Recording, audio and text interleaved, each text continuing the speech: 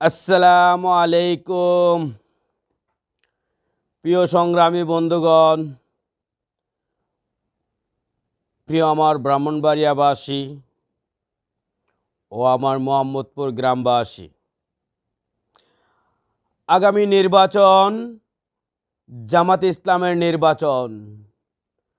আগামী নির্বাচন দাঁড়িপাল্লার নির্বাচন। প্রিয় ব্রাহ্মণবাড়িয়াবাসী, দেশ ও দেশের জনগণের কল্যাণে সবাই এগিয়ে আসুন এবং হা ভোট দেন।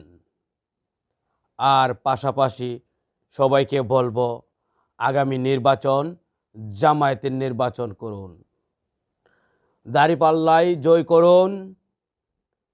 ভালো কিছু আশা করি ইনশাআল্লাহ।